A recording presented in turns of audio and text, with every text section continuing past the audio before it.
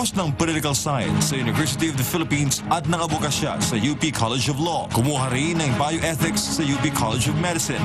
Unang nagsilbi sa Korte Suprema bilang Judicial Staff Head sa Office ni Chief Justice Artenio Panganiban. Matapos ang ilang taon sa Judiciary, pumasok naman sa Legislative Department at naging Chief of Staff ni dating Senador Miriam Defensor Santiago. Naging bahagi rin siya ng mababang kapulungan sa halos isang dekada at noong 2016 hanggang 2020 ay naging USEC ng Department of Budget and Management. Mula sa kanyang karanasan sa iba't ibang sangay ng pamahalaan ngayong 2022 national elections, sasabak sa pagkasenador bilang independent candidate, Attorney Agnes Joyce Bailen.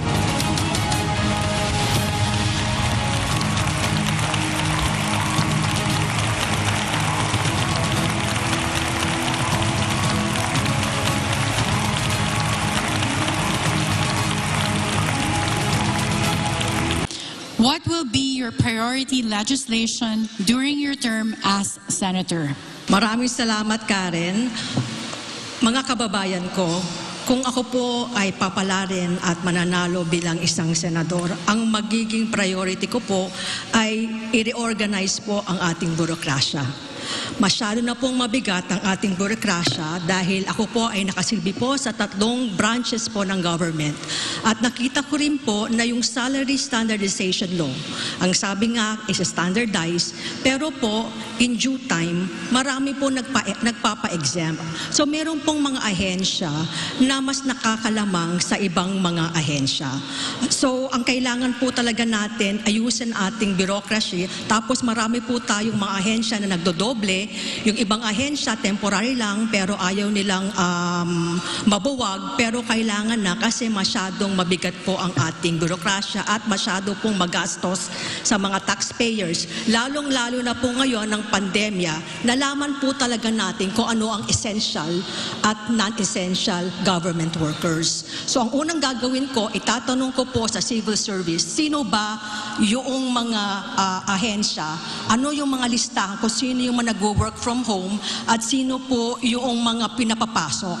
Nalaman ko rin po sa ating ahensya na meron pong mga trabaho like drivers po at ang mga mabababang mga empleyado na hindi po sila permanente.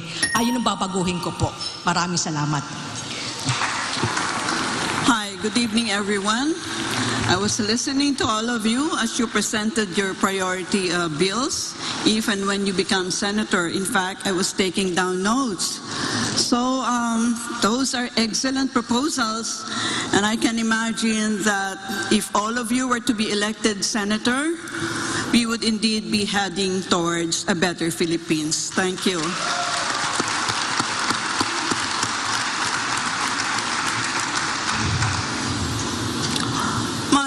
Of research is foreign policy, defense and security, so it will not be a surprise that my question will be within that particular issue area. The United States has just announced plans to deploy nuclear warheads in Japan. Ostensibly, this is part of the Indo-Pacific security umbrella, which is going to be established following the Quad, which is also working towards a collective security alliance. As a Senator of the Republic, what will be your position in regard to this matter? I view with grave concern the deployment of nuclear warheads in Japan. First and foremost, there's a saying in international relations that there is no permanent friends nor permanent enemies in international law. And during World War II, we know how the United States tried to impose sanctions, economic sanctions, when it knew that Japan was trying to assert its military powers, and that's why it tried to contain. There was an embargo, and when Japan was pushed to the wall, it has no other way to go but to declare war. They were trying really to reach the president at that time, but they were really pushed to the wall. That's why I'm very, very concerned, because we are supposed to be the allies. And then all of a sudden, they will put the nuclear warheads there. But of course, can they put it in the Philippines? No, because our constitution prohibits it. So essentially, there's going to be a twist of the balance of power here if it's going to be deployed here. Any follow-up, Professor Carlos? Yeah, well, it's a follow-up, but it's not a follow-up because I want to ask Agnes if, since you don't want Japan to be the anchor of the Quad, are you relying on the ASEAN political security community being realized sometime like, they have targeted 2025 actually? The ASEAN 10 now is really, from consensual organization. It's really developing in a positive way. Because it's supposed to be, it's just a consensus, but right now, it's really playing a very, very major role right now in this particular region. So, and besides, ASEAN it didn't really Apologies, Attorney Bailen, you're out of time. Yeah, thank you very much. Thank you. Yeah, just one more follow-up there, Agnes, no? But we committed already to the ASEAN political security community. For 2025 is the target date. We committed to that. So it's not anything that, you set aside because it's part of the troika of the community, the three communities, economic, political security, and social culture. What I'm saying is because you're rejecting Japan as the anchor country of the Quad, because it's really the anchor country of the Quad, then that means you must have a fallback. Yeah, if I remember, ma'am, ASEAN also entered relations. Also, we invited China when ASEAN was starting to flex its muscle. The United States, Australia, they were invited. So I think there's a need to review really why is a need to deploy nuclear warheads in Japan at this particular time. Thank you. Thank you, Attorney Bailen. Damong salamat.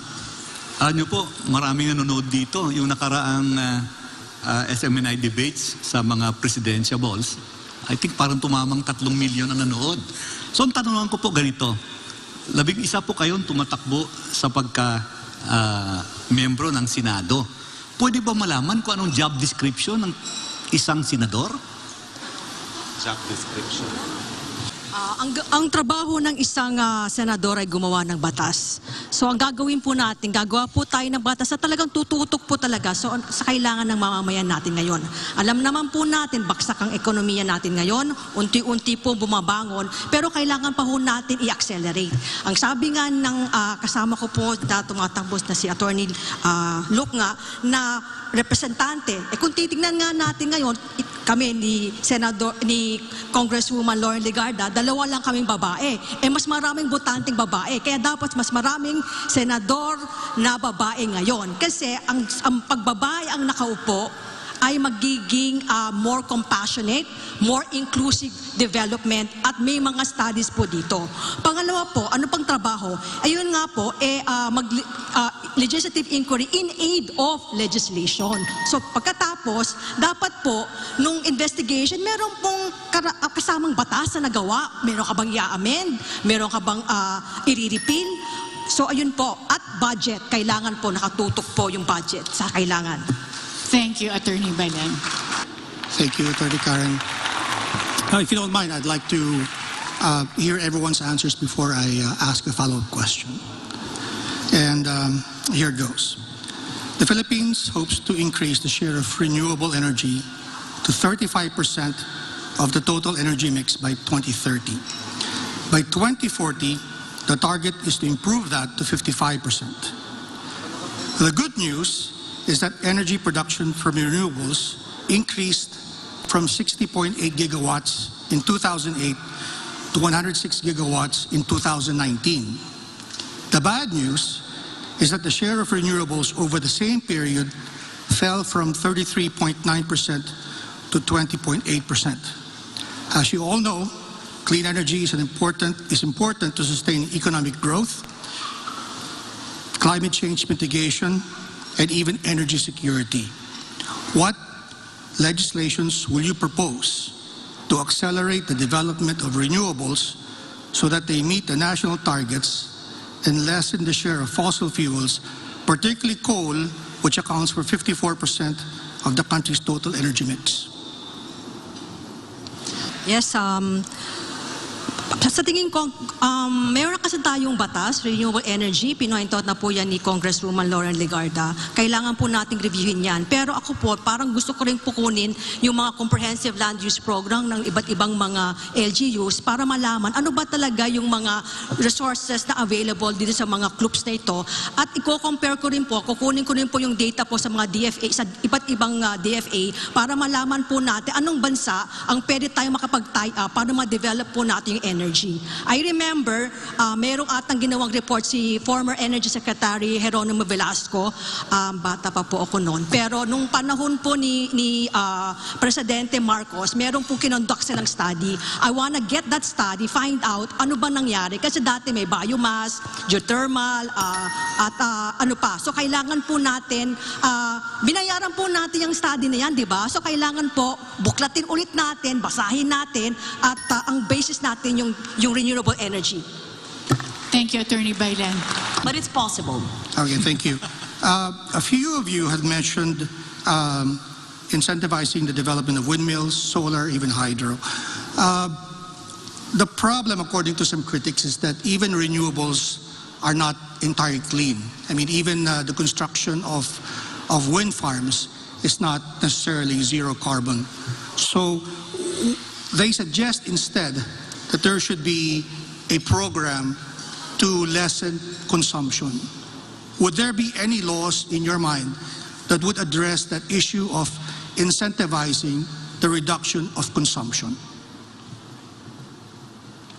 Consumption. Yes, because you don't want to go from one race to perdition, using fossil fuels, to another race to perdition using renewables.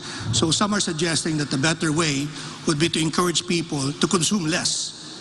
Second, Attorney? Yeah, probably. I think, of course, daylight saving time, we have used that before. I think we can also use it again.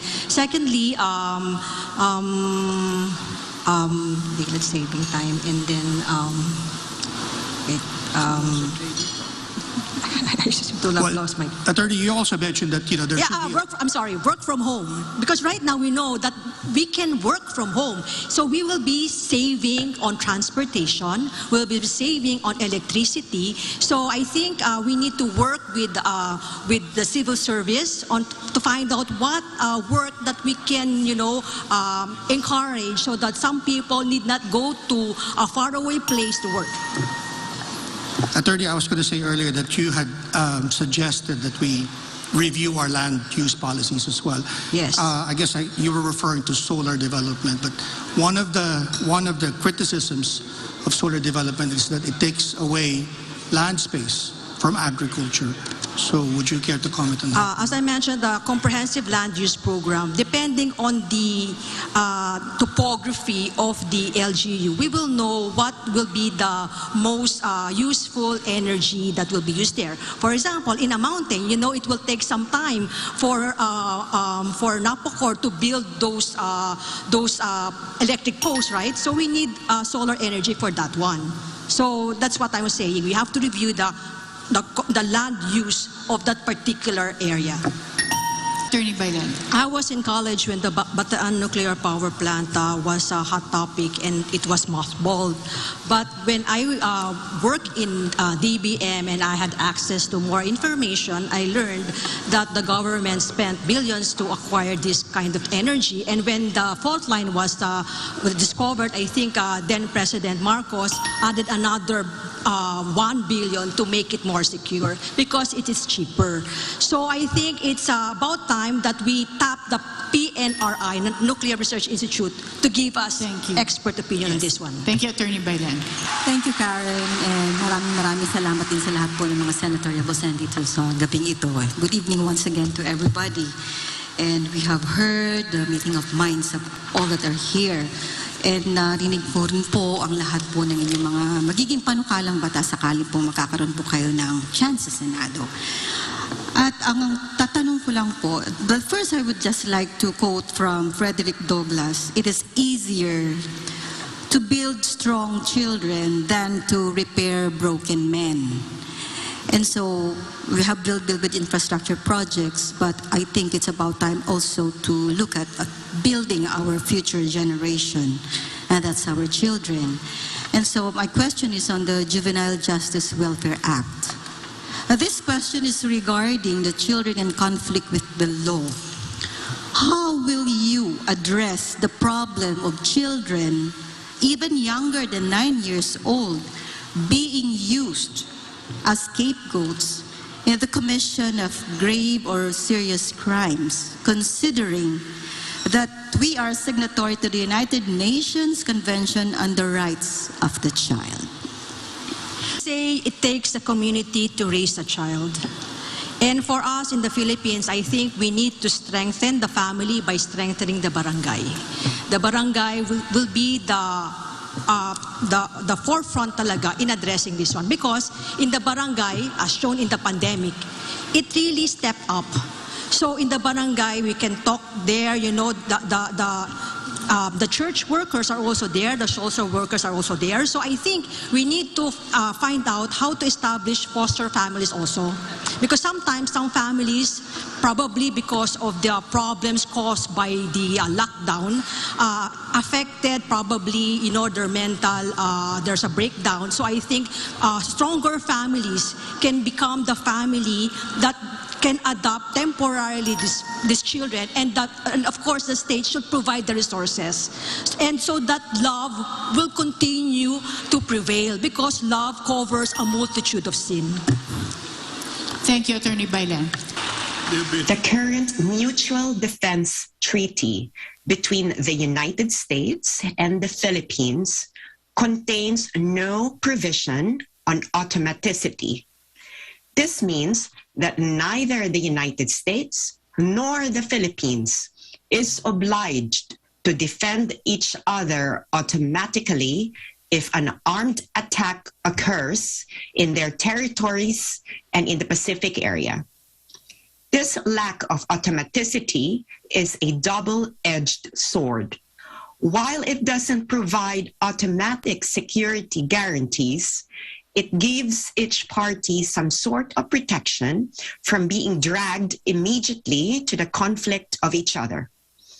If during your term as senator, the Mutual Defense Treaty gets renegotiated and therefore needs to be ratified by the Senate, how will you assess whether an automaticity provision would be in the national interests of the Philippines? I think there's a need to review the Mutual Defense Treaty, because it was signed several decades ago and there are new developments happening. And with all due respect, I think we also need to take into consideration the findings of the Department of Foreign Affairs, because they are the agency in charge of developing our independent foreign policy. But I learned that that this treaty is supposed to help both countries, right? But it seems like when we're trying to procure ammunitions, you know, helicopters or some stuff, because I also became a chair of the Bids and Awards committee in our agency for a certain period of time. I learned that maraming mga conditions. Hindi katulad when you buy, I think in Russia, you can buy 16 helicopters yata, pero sa US, kailangan pa na-approval ng Senate nila. Thank you, Attorney Bailen. Ako po si Roriling Bayaw mula sa Talaingod, Davao del Norte, isang kabataan na mula sa pamayanang Katutubo, at gusto ko pong itanong ang tungkol sa aming kalagayan. Di po ba dapat alam ninyo ang aming kinakaharap na mga suliranin? Matagal na po ang pamayanang Katutubo na binubuo ng iba't ibang organisasyon na naging biktima sa programa ng CPP-NPA-NDF. At ito rin po ay naging dahilan upang dumanas po kami ng talamak na paglabag sa aming mga karapatan na ginagarantiya ng ating Constitution at batas na IPRA or Indigenous Peoples' Rights Act of 1997. Dapat po na tumulong kayo sa pagbigay ng kalutasan sa mga suliraning aming kinakaharap sa ngayon ay nabigyang kalutasan ng mga programa ng NTF-ELCAC. Kung kaya, karapat-dapat lang na ito ay ipagpatuloy at palakasin. Ano po ang posisyon ninyo sa isyong ito? Thank you. Attorney Bailen.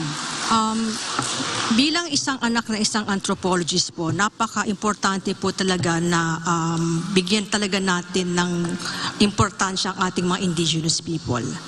Ang nangyari po kasi mukhang nakalimutan natin sila, nakalimutan natin ang kanilang history kasi ang history po natin hindi mabubuo kung hindi po natin alam ang story nila. Karamihan po ng story nila ay oral history. Kaya kailangan po ang NCCA, ang National Historical Commission at ang DepEd ay tumulong po siguro sa pag-i-implement siguro itong, kasi may budget na po itong NTF-ELCAC na to, diba? Tutulong sa community. At ako po, nung naging DBM Undersecretary po ako, nung pumunta po ako sa United Nations, meron po akong na ni-require po bawat ahensya ng gobyerno na bumili ng produkto po mula po sa mga indigenous women. So lahat po ng agency i-require yun. Si Cabsec Evasco po, binigay po niya yung tulong dito pero hindi po masyado siya na-promote po. Thank you, Attorney Bailen. Thank you very much. It's quite evident that all of us, particularly me, are way beyond our bedtime. So what we're going to do is I'll just shoot one question and my colleagues here will do the follow-up. Okay, here's my question. You remember Cory Aquino? She was our president. She tried, but she failed to drop the Saba claim. I remember that because I was consultant of Senator Chahani, and Senator Chahani gave that to me as my assignment. What is your position in regard to this? To drop or to pursue? Attorney Bailen. Yes, I think we need to recognize that Saba belongs to the territory of the Philippines. However, there are some policies that were made before that undermined or emasculated some of these rights. To the extent that the Kiram family even went to, they tried to go to Saba to assert their claim. Unfortunately, many of them and their relatives died. But of course, we want to pursue peace. And I hope that ASEAN will provide the means so that the Malay race that we want to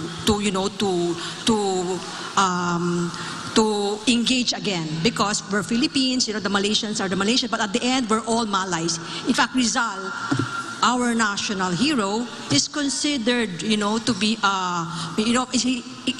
he ranks high among the Malaysians. So I feel that we need to pursue peace to be able to assert our claim there.